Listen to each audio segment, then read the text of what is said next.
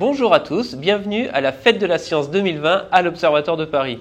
On vous propose de nombreuses activités, des conférences pour les grands, des conférences pour les plus jeunes, des visites insolites de nos laboratoires et des ateliers expérimentaux comme celui qui va nous être présenté par Philippe Thébault aujourd'hui. Alors Philippe, de quoi allez-vous nous parler aujourd'hui ? Eh bien aujourd'hui je vais vous parler de couscous et d'astéroïdes. Et je vous propose de commencer tout de suite. Alors, ce petit atelier, il s'adresse en priorité à un public jeune, on va dire niveau collège. Mais c'est pas si compliqué, même au primaire, a priori, ça devrait être faisable. Alors, de quoi on va avoir besoin pour notre atelier ? Alors, le matériel, il est très simple. Il vous faut de la semoule, du couscous, des graines, on va dire du couscous moyen, des graines moyennement grosses. Il vous faut un récipient, alors transparent idéalement assez haut et idéalement cylindrique. Un grand verre peut faire l'affaire, un mesureur de cuisine, enfin un truc qui ressemble à ça. Et puis, on va prendre des dés, des petits dés à jouer. Voilà, c'est tout. Alors, je vais vous expliquer un petit peu le titre. Couscous et astéroïdes. Alors, quel est le rapport entre le couscous et les astéroïdes ? Eh bien, je vous rassure tout de suite, il y en a un. Alors, le but de ce petit atelier, c'est essentiellement de vous montrer que l'astronomie, c'est pas seulement des gens qui observent dans leur télescope des astres qui sont très loin de nous, ça peut être aussi des choses concrètes. Alors attention, le fait d'observer dans un télescope des astres très loin, c'est une part essentielle de l'astronomie. Il y a des astres comme les étoiles, les galaxies, qu'on n'ira jamais voir sur place, on se contente de les regarder dans le télescope. Mais il y a des astres, dans notre système solaire, qu'on a pu explorer avec des sondes spatiales, et puis même les astres qu'on ne peut pas explorer, a priori, eh bien on peut comprendre ce qui se passe dessus, avec des expériences assez simples, parce que, et ça c'est vraiment important, ce sont les mêmes lois de la science, les mêmes lois de la physique qui s'appliquent partout. Donc, les phénomènes qui ont lieu peut-être sur des astéroïdes, sur des planètes, sur des étoiles, a priori, obéissent aux mêmes lois de la physique qu'on peut éventuellement reproduire chez nous, dans un laboratoire. Et aujourd'hui, on va voir que même pas besoin d'un laboratoire, avec une expérience très simple, avec des ingrédients vraiment de base, on peut comprendre certaines choses qui se passent sur des astéroïdes. Alors, un tout petit rappel sur les astéroïdes, qu'est-ce que c'est ? Alors, le système solaire, vous savez sans doute que c'est le Soleil, une étoile au centre, avec 8 planètes principales qui orbitent autour de lui, mais c'est pas seulement ça le système solaire.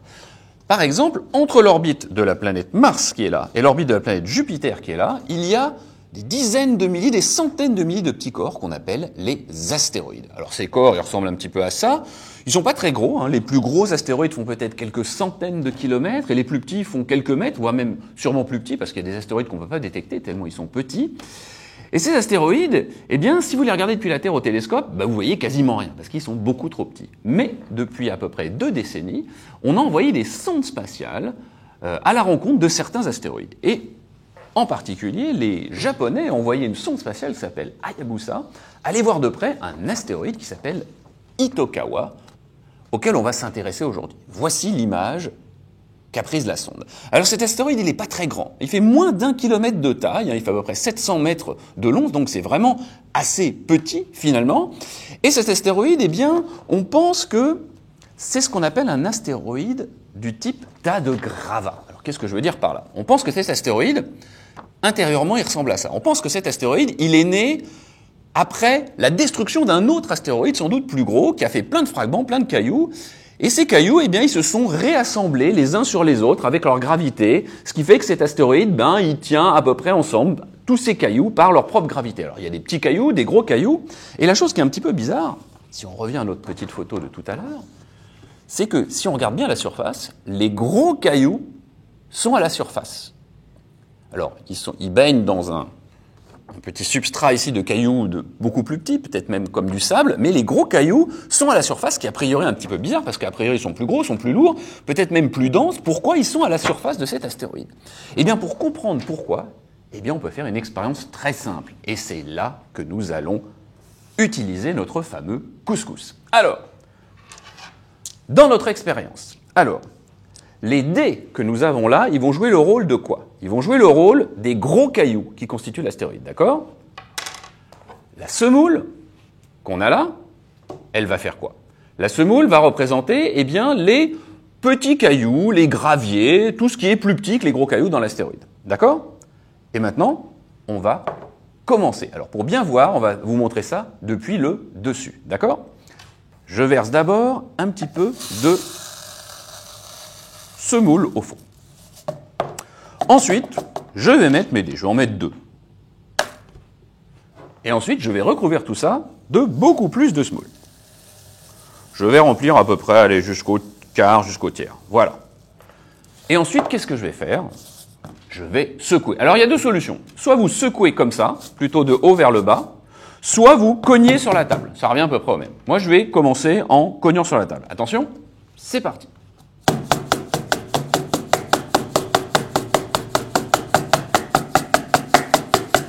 On secoue encore. Ah, regardez. Vous voyez ici? Il y a un dé qui est apparu. Allez, on l'enlève. Est-ce que le deuxième peut apparaître? Oh, regardez. Un deuxième dé est apparu. Le voilà. Pourquoi ces 2 dés sont remontés à la surface? Ça, c'est quand même bizarre. Alors, évidemment, c'est uniquement parce qu'on a secoué. Si on n'avait pas secoué, on est bien d'accord, il n'y a aucune raison que les dés remontent à la surface. Mais pour quel diable le fait de secouer fait remonter les dés? Alors, en fait, ce n'est pas vraiment les dés qui remontent, c'est plutôt la semoule qui descend sous les dés. Et je vais vous expliquer ça avec un petit schéma. Alors, dans ce schéma-là, alors les dés, on va dire que c'est les gros cailloux, c'est les trucs bleus, alors il y en a plus, mais c'est pas grave. Et la semoule, les couscous, c'est les petits cercles orange. Quand je secoue, qu'est-ce qui se passe? Eh bien, quand je secoue, regardez, j'envoie valdinguer en l'air la semoule et les dés en même temps. Donc, ça crée des espaces. Ça crée des petits interstices, des petites fissures, des petites places entre les gros et les petits cailloux. Et donc, regardez, si j'ai les gros grains qui sont soulevés là, et là, par exemple, je peux avoir un petit grain qui s'infiltre ici et qui prend la place qui s'est libérée. D'accord? Et puis, il peut même descendre. Si je secoue la prochaine fois, regardez, ça va libérer une place ici, hop, il va pouvoir s'infiltrer, aller là. Celui-là, il peut aller là, celui-là, il peut aller là. Chaque fois que je secoue, les petits grains peuvent s'infiltrer dans les petits espaces qui se créent. Mais les gros grains, les dés, eux, ils peuvent pas. Il n'y a jamais la place pour que les gros dés s'infiltrent. Et c'est pour ça qu'au fur et à mesure que je secoue, au fur et à mesure que je fais ça, eh bien, les petits grains de couscous vont percoler, si j'ose dire, sous les dés, ce qui fait qu'à la fin, je me retrouve avec cette situation-là, avec les dés à la surface. Bah alors c'est bien beau, vous allez me dire, mais c'est quoi le rapport avec la choucroute, ou plutôt avec le couscous et les astéroïdes? Alors, évidemment, il n'y a personne qui secoue l'astéroïde. Mais ce que nous, on fait en secouant, l'astéroïde, il le fait quand? Il le fait quand il rentre en collision avec un autre astéroïde. Car en effet, les astéroïdes, ils sont des dizaines, des centaines de milliers, je vous dis tout à l'heure, parfois leurs orbites peuvent se croiser. Et quand l'orbite de 2 astéroïdes peuvent se croiser, eh bien il peut y avoir une collision entre 2 astéroïdes. Alors ça n'arrive pas très souvent, mais comme les astéroïdes sont là depuis au moins 4 milliards d'années, eh bien depuis qu'ils sont là, il y a eu beaucoup de collisions. Et à chaque fois qu'il y a une collision entre 2 astéroïdes, ben regardez ce que ça fait. Si ça c'est un astéroïde, ça c'est l'autre, ça secoue. Ça fait que, par exemple, notre astéroïde, qui, je vous le rappelle, on remonte l'image, ressemble à ça. Les petits cailloux, les gros cailloux, à chaque fois qu'ils sont secoués par une collision, montent un petit peu en l'air, retombent du fait de la gravité, et ça fait exactement ce que nous, on a fait ici, avec notre couscous. Ce que nous, on fait en secouant, l'astéroïde le fait quand il a une collision. D'accord? Et en fait, c'est même mieux que ça.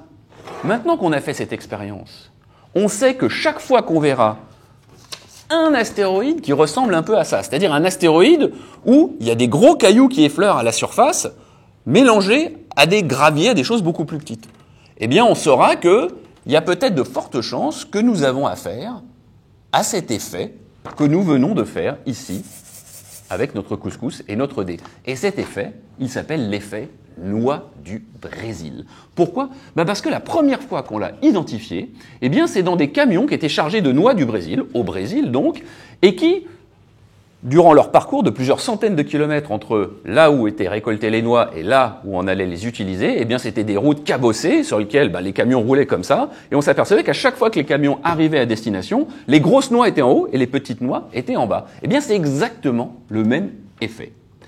Donc cet effet explique les noix du Brésil, il explique les dés dans le couscous, et c'est même encore plus fort, regardez. Il n'y a pas besoin d'avoir des dés, même des objets a priori plus lourds, plus denses, regardez.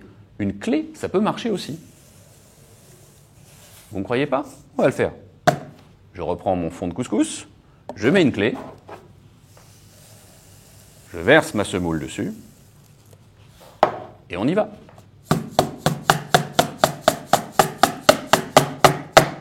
Regardez, la clé est là.